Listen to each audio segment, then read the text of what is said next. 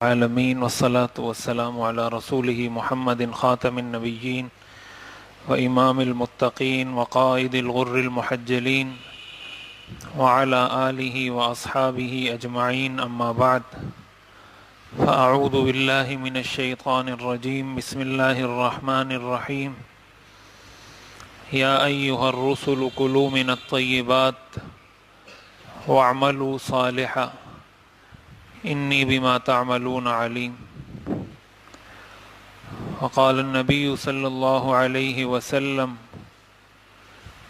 انی لانقلب الى اہلی فاجد التمرة ساقطة على فراشی فارفعها لآکلها ثم اخشى ان تكون صدقة فألقيها او کما قال النبی صلی اللہ علیہ وسلم صدق اللہ وصدق رسولہ النبی الکریم ونحن علی ذلک لمن الشاہدین والشاکرین والحمد للہ رب العالمین۔ رمضان المبارک کا مہینہ قریب آ رہا ہے، اس کے لیے ایک مسلمان کو تیاری کرنی چاہیے، اور ظاہر ہے یہ کوئی ایسی چیز نہیں ہے کہ اس کے لیے تیاری آپ اس لحاظ سے کریں کہ آپ کوئی اچھی غذا کھانا شروع کر دیں، کپڑے اچھے پہننا شروع کر دیں۔ ایک روحانی ایک فریضہ ہے جس کی ادائیگی کرنی ہے، تو اس کی تیاری بھی روحانی ہوگی، روحانی طور پر اپنے آپ کو تیار کرنا ہوگا۔ اب بہت ساری چیزیں ہیں جو انسان کو سامنے رکھنی چاہیے، اس میں سے ایک بہت اہم چیز جو شریعت کا بہت بڑا اصول ہے، اس پر آج کچھ بات کرنے کا ارادہ ہے، اور وہ تیاری ہے کہ انسان حلال کھائے اور حرام سے اپنے آپ کو بچائے، حلال کھانے والا بن جائے، حرام سے بچنے والا بن جائے۔ یہ تیاری ایسی ہے کہ یہ ضروری ہے۔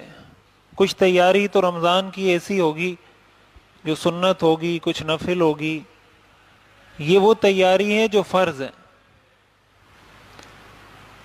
یہ تیاری کرنا فرض ہے، اس لیے کہ حرام سے بچنے کا جو حکم ہے یہ کوئی سنت مستحب حکم نہیں ہے، فرض حکم ہے۔ حلال کھانا بھی فرض ہے اور حرام سے بچنا بھی فرض ہے۔ دوسری بات یہ سمجھنی چاہیے کہ ہمارے ہاں حرام کا جو تصور ہے وہ بہت محدود ہے۔ ہمارے ہاں حرام سمجھا جاتا ہے سود کو، اس میں کوئی شک نہیں کہ سود حرام ہے، اللہ اور اس کے رسول سے جنگ ہے، اور اس پر بہت سخت وعیدیں آئی ہیں۔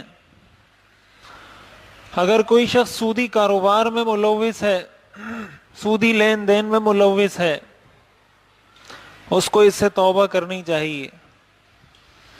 علماء نے لکھا ہے کہ اگر کوئی شخص ایسا ہے جس کی کل آمدنی حرام کی ہے، اس کے پاس حلال آمدنی کا کوئی ذریعہ، کوئی سورس ہے ہی نہیں، اس کے لیے بھی علماء یہ فرماتے ہیں کہ اس کو چاہیے کہ کم از کم رمضان کا مہینہ گزارنے کے لیے کسی سے حلال پیسے قرض لے لے اور اس سے اپنا رمضان کا مہینہ گزارے، رمضان کا مہینہ حرام کھا کر نہ گزارے۔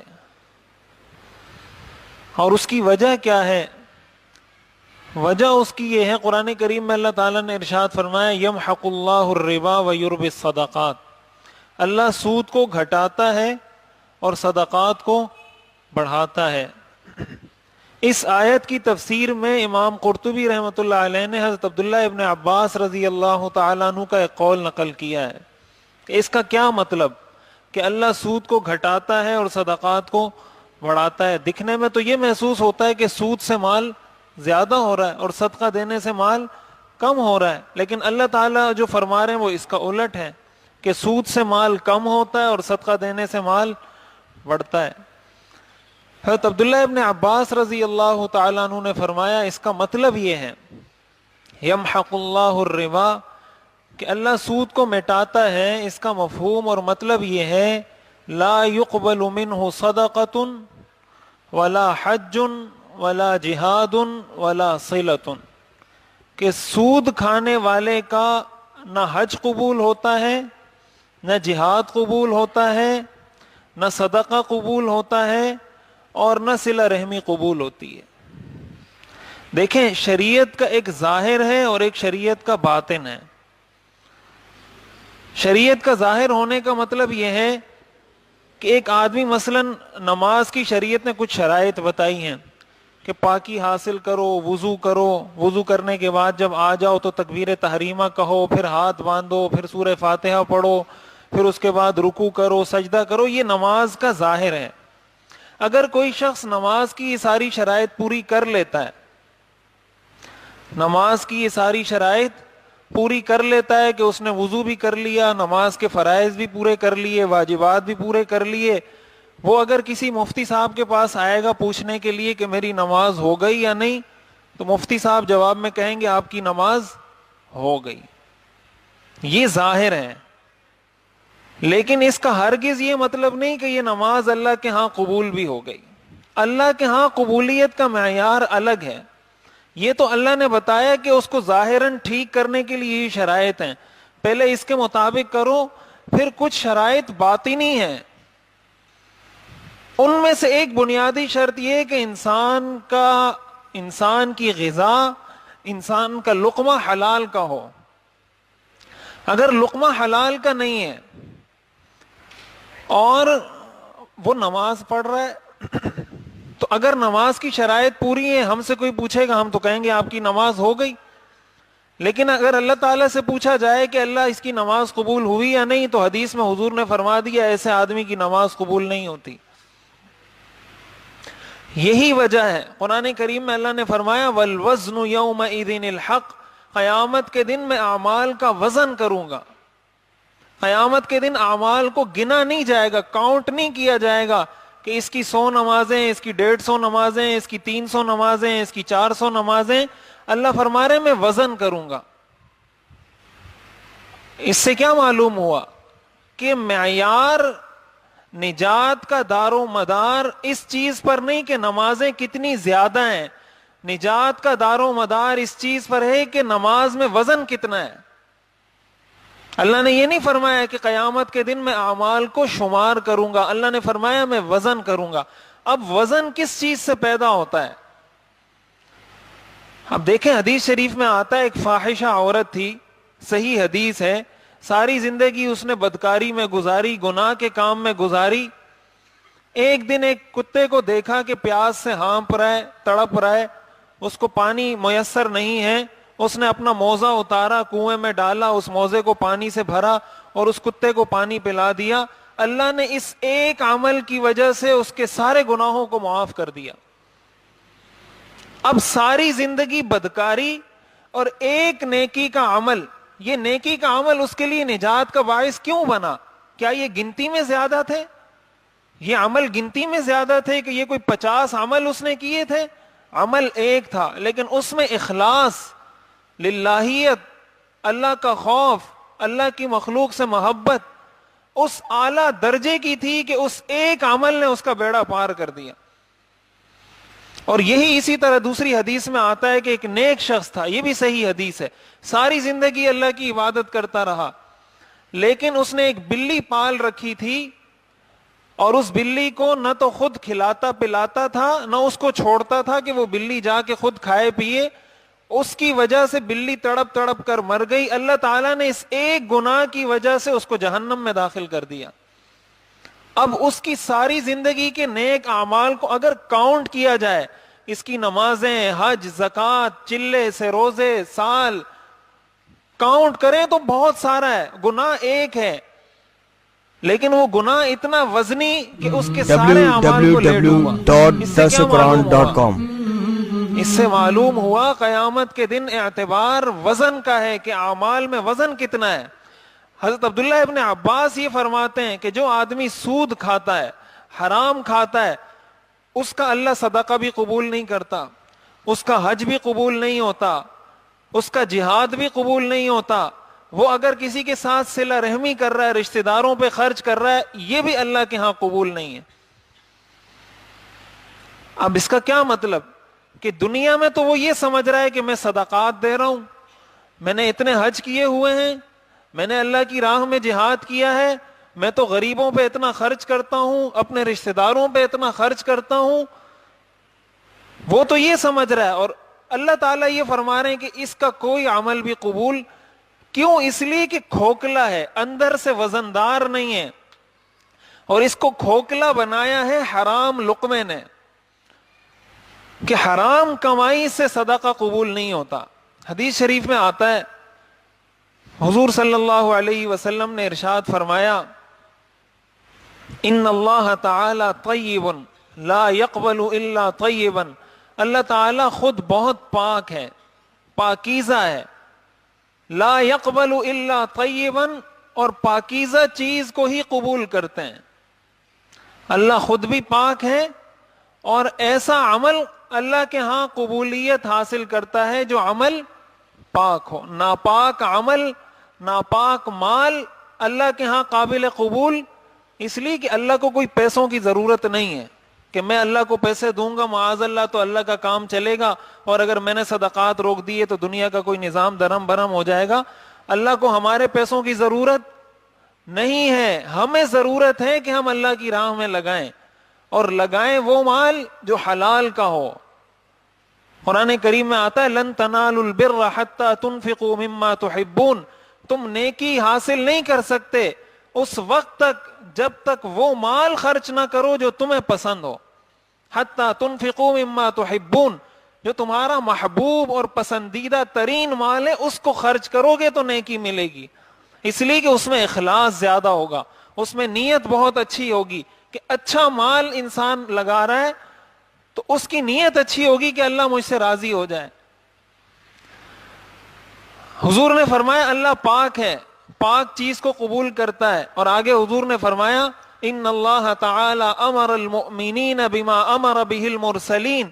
اللہ نے مومنین کو بھی اسی چیز کا حکم دیا ہے جو حکم اللہ نے رسولوں کو دیا ہے. رسولوں کو اللہ نے کیا حکم دیا؟ قرآن کریم میں آتا ہے، یا ایھا الرسل، اے رسولو، کلو من الطیبات، پاکیزہ مال کھاؤ، وَاعْمَلُوا صَالِحًا، اور نیک عمل کرو. دیکھیں ایک ہوتا ہے حلال، ایک ہوتا ہے طیب. یہ جو طیب ہے نا یہ حلال سے بھی اوپر کی کیٹیگری ہے.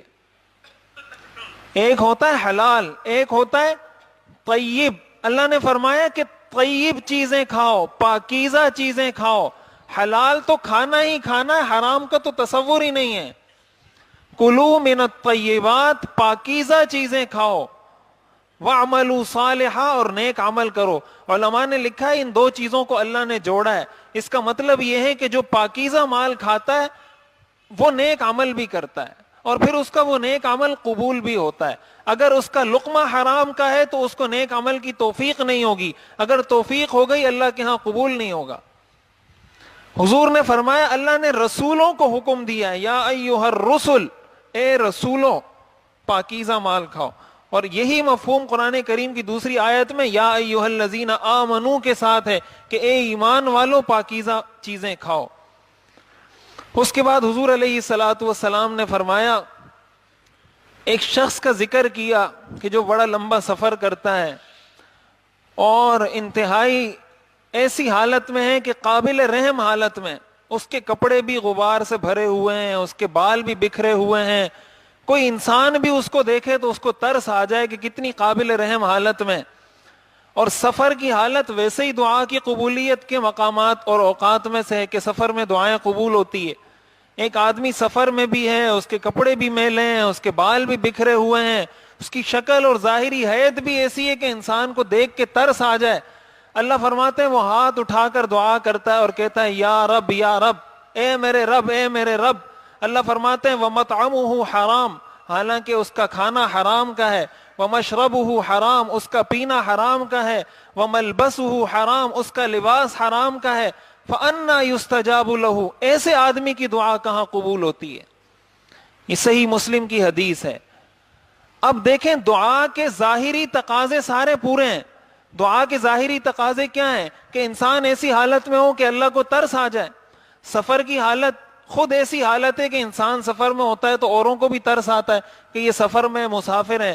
پھر اللہ فرما رہے ہیں کہ اس کے کپڑے بھی میلے، یہ بھی اس بات کی دلیل ہے کہ اللہ کو ترس آنا چاہیے. اللہ فرما رہے ہیں بال بھی بکھرے ہوئے ہیں، یہ بھی اس بات کی دلیل ہے کہ بہت زیادہ مسکین اور غریب اور فقیر ہے، اس کی دعا قبول ہونی چاہیے.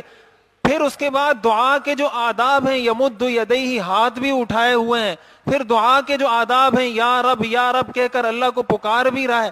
دعا کے ظاہری تقاضے سارے پورے ہیں، لیکن اللہ فرماتے ہیں ایسے آدمی کی دعا میں قبول نہیں کرتا. کیوں؟ اس لیے کہ دعا کا جو باطنی تقاضا تھا کہ اس کے پیٹ میں جانے والا لقمہ حلال کا ہو، وہ تقاضا اس نے پورا نہیں کیا.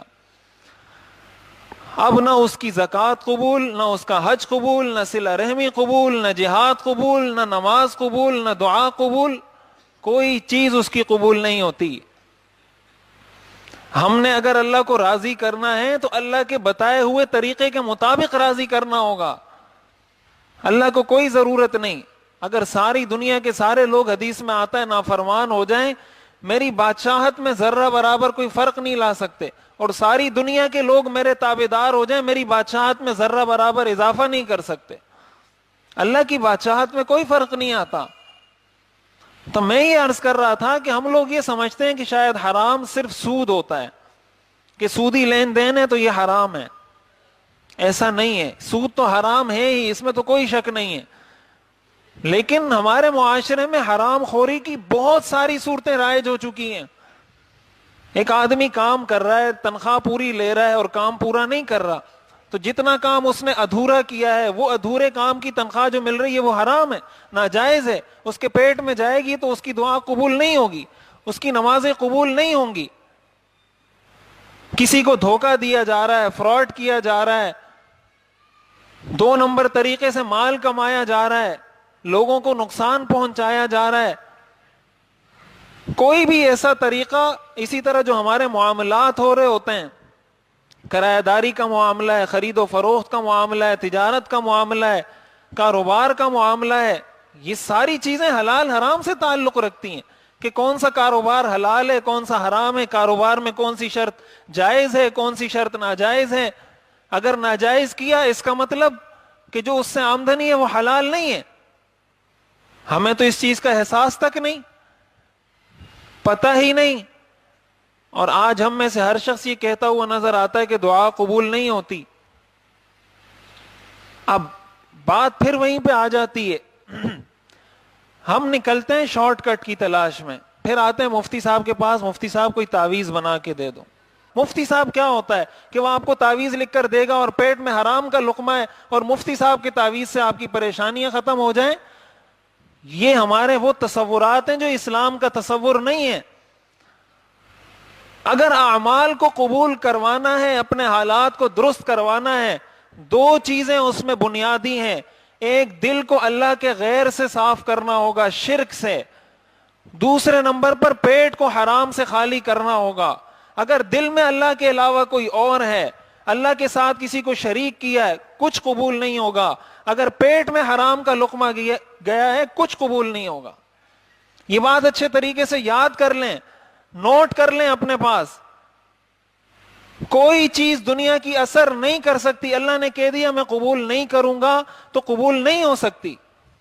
اس کا ایک ہی حل ہے کہ ہم حرام سے لوٹیں حلال کی طرف. حدیث شریف میں آتا ہے، حضرت سعد بن ابی وقاص رضی اللہ تعالی عنہ نے حضور علیہ الصلوۃ والسلام سے ایک مرتبہ کہا، یا رسول اللہ میرے لیے دعا فرمائیں کہ میں مستجاب الدعوات بن جاؤں، میں جو بھی دعا کروں وہ قبول ہو. حضور نے فرمایا، یا سعد اطب مطعمک تکن مستجاب الدعوہ، اے سعد اپنا لقمہ حلال کر لو، اللہ تعالیٰ تمہیں مستجاب الدعوات بنا دے گا. حضرت سعد کی دعائیں پھر ایسی قبول ہوتی تھیں، وہ اتنا احتیاط کرتے تھے کھانے کے معاملے میں. فرماتے ہیں کہ جب میرے منہ میں کوئی لقمہ جاتا ہے میں اس وقت تک منہ میں لقمہ نہیں رکھتا جب تک مجھے یہ پتہ نہ چل جائے کہ یہ کہاں سے آیا ہے، کون لایا ہے، کس طریقے سے لایا ہے، اس وقت تک کوئی ایک لقمہ اپنے منہ میں نہیں ڈالتا۔ ان کی دعائیں پھر ایسی قبول ہوتی تھی، صحابہ میں ان کو مستجاب الدعوات سمجھا جاتا تھا۔ حضرت عمر رضی اللہ تعالیٰ عنہ کے دور میں کوفہ کے گورنر بنے تو کوفہ کے لوگوں نے حضرت سعد کی بہت ساری شکایات لگائیں کہ یہ انصاف نہیں کرتے، یہ نہیں کرتے۔ حضرت عمر نے ایک وفد بھیجا کوفہ کی طرف کہ جا کے معلومات کر کے آئیں لوگوں سے کہ کیا واقعی حضرت سعد کے بارے میں جو شکایات ہیں یہ ٹھیک ہیں۔ وہاں گئے، وفد گیا، معلومات کی، سب نے کہا حضرت سعد تو بالکل ٹھیک کام کرتے ہیں۔ ایک شخص تھا ابو سعدہ، اس نے حضرت سعد کے بارے میں جھوٹی تہمت لگا کر کہا لا یقسم بالسویہ ولا یعدل بین الرعیہ، کہ یہ انصاف نہیں کرتے، تقسیم میں عدل و انصاف سے کام نہیں لیتے، فیصلے انصاف کے مطابق نہیں کرتے۔ حضرت عمر کو یہ پیغام پہنچا کہ ایک شخص نے یہ شکایت لگائی ہے۔ جب حضرت سعد کو پتہ چلا، حضرت سعد رضی اللہ تعالیٰ عنہ نے ہاتھ اٹھائے بددعا کے لیے اور فرمایا اللہم ان کان کاذبا فاطل عمرہ وادم فقرہ وعرضہ للفتن، یا اللہ اگر یہ آدمی جھوٹا ہے اس کی عمر لمبی کر دے، اس کے فقر و مسکنت اور محتاجی کی زندگی کو دوام بخش دے، اعمی بصرہ، اس کو آنکھوں سے اندھا کر دے اور اس کو فتنوں کا شکار کر دے۔ وہ شخص بہت بوڑھا ہو گیا، بہت زیادہ اس کی عمر ہو گئی، آنکھوں سے اندھا ہو گیا، گلیوں میں پھرتا تھا، بوڑھی عمر کے اندر لڑکیوں کو چھیڑا کرتا تھا گلیوں میں۔ لوگ اس سے پوچھتے تھے بابا جی آپ کو کیا ہو گیا، اس عمر میں یہ کیا حرکتیں کر رہے ہو؟ وہ آگے سے جواب میں کہتا تھا شیخ فقیر اصابتنی دعوت سعد، میں ایک وہ بدبخت بوڑھا ہوں جس کو حضرت سعد کی بددعا لگ گئی ہے۔ دنیا نے دیکھا اس کو رسوا ہوتے ہوئے، حضرت سعد کے جب ہاتھ اٹھے تو پھر جب دعائیں قبول ہوتی ہیں، حضرت سعد یہ فرمایا کرتے تھے کہ اس کے پیچھے راز یہ ہے کہ جب میرے منہ میں کوئی لقمہ جاتا ہے مجھے پتا ہوتا ہے کہ یہ کہاں سے آیا، کون لایا اور کس طریقے سے لایا۔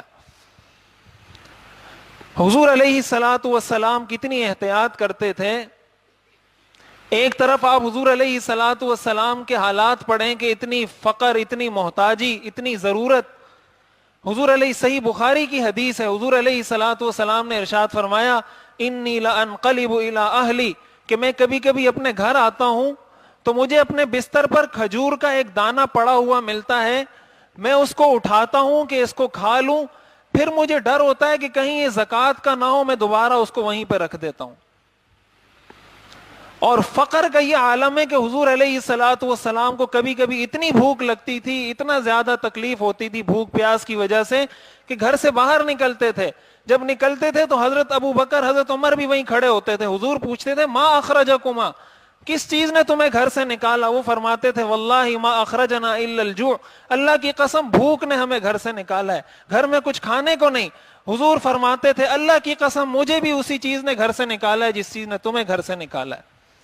بھوک کا یہ عالم اور احتیاط کا یہ عالم کہ کھجور کا ایک دانہ بستر پہ پڑا ہوا ہے، اس ڈر سے منہ میں نہیں ڈالا کہ یہ کہیں زکوٰۃ کا نہ ہو، اس لیے کہ سید کے لیے، بنو ہاشم کے لیے زکوٰۃ کا مال کھانا حلال نہیں، اس وجہ سے وہ کھجور کا دانہ کھاتے نہیں تھے۔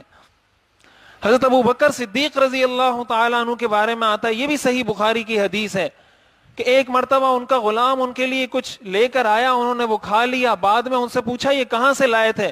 تو غلام نے کہا کہ میں پچھلے زمانے میں، پہلے اسلام سے پہلے کاہن تھا، لوگوں کو غیب کی جھوٹی خبریں بتاتا تھا، تو اس وقت میں نے ایک آدمی کو یہ خبر بتائی تھی، اس نے مجھے اجرت نہیں دی تھی، کل میں جا رہا تھا اس نے مجھے پیسے دیے، ان پیسوں سے میں نے یہ چیز خرید کر لا کر دی آپ کو۔ حدیث میں آتا ہے، صحیح بخاری کی حدیث ہے کہ حضرت ابو بکر اپنے حلق میں ہاتھ مارتے رہے یہاں تک کہ جو کچھ حضرت ابو بکر کے پیٹ میں تھا سارا الٹی کر دیا۔ حضور علیہ الصلوۃ والسلام کے سامنے ایک مرتبہ حضرت حسن نے، بچے تھے، ایک کھجور کا دانہ اٹھا کے منہ میں ڈالا، حضور علیہ الصلوۃ والسلام نے ان کے حلق میں ہاتھ ڈال کر ان کے منہ سے وہ کھجور کا دانہ نکالا اور فرمایا تمہیں پتہ نہیں کہ یہ زکوٰۃ کی کھجور ہے اور آل محمد کے لیے زکوٰۃ کا مال کھانا جائز نہیں ہے؟ یہ بچے کے ساتھ، حضرت حسن بچے تھے ان کے ساتھ حضور کا یہ رویہ ہے کہ بچے کے پیٹ میں حرام کا لقمہ نہ جائے.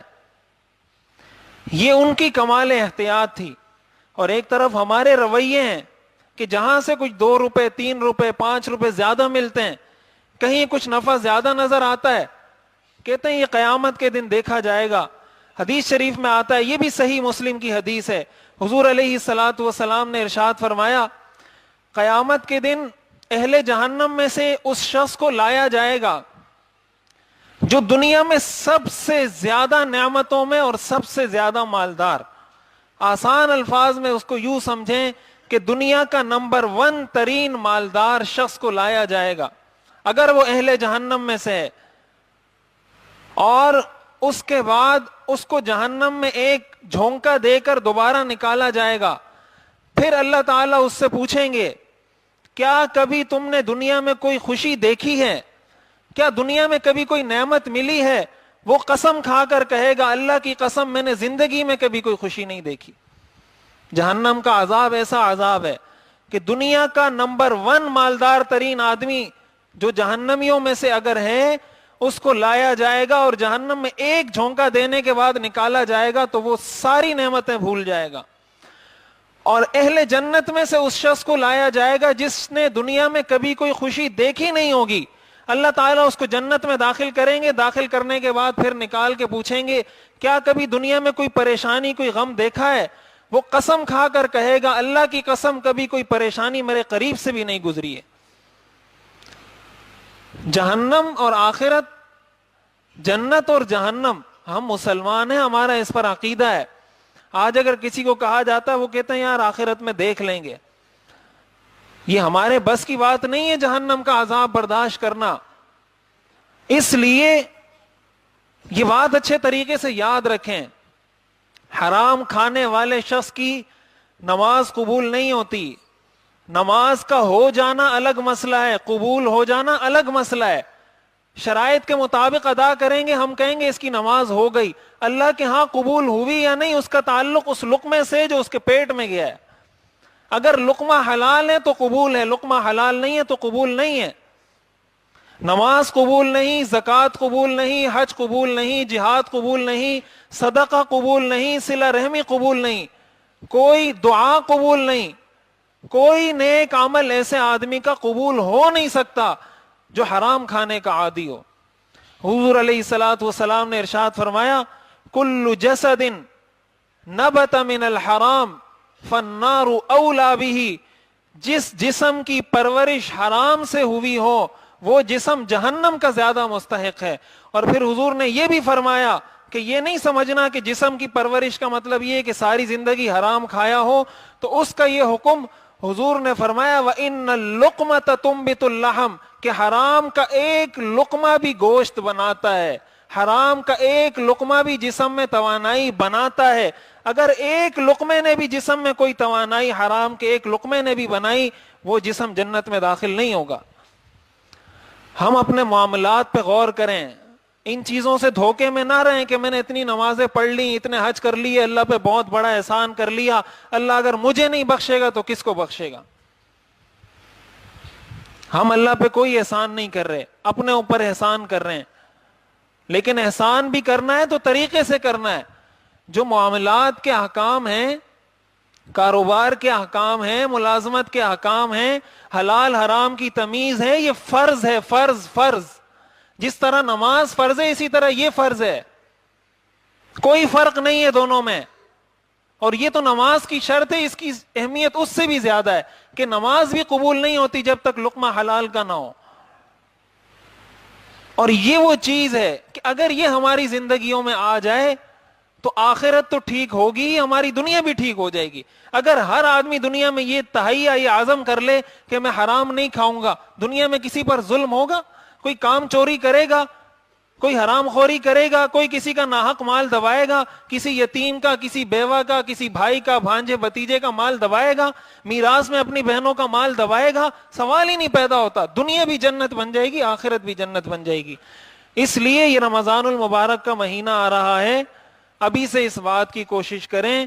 اگر کوئی کسی بھی درجے میں اس کو یہ محسوس ہوتا ہے کہ میرا یہ معاملہ ایسا ہے کہ اس کی تحقیق مجھے کرنی چاہیے, کہ یہ حلال ہے یا حرام، میرا یہ ذریعہ آمدن جائز ہے یا ناجائز، اس کی تحقیق کریں، اس کی معلومات کریں، جو حلال ہے اس کو اختیار کریں، اس میں اور محنت کریں، جو حرام ہے اس سے اپنے آپ کو بچانے کی کوشش کریں، تاکہ کم از کم رمضان المبارک کے لیے ہم اپنے آپ کو تیار کر سکیں، اور رمضان تو اس حالت میں گزاریں کہ رمضان تو اللہ کے ہاں قبول ہو جائے، ورنہ رمضان کی عبادتیں بھی قبول نہیں ہوں گی۔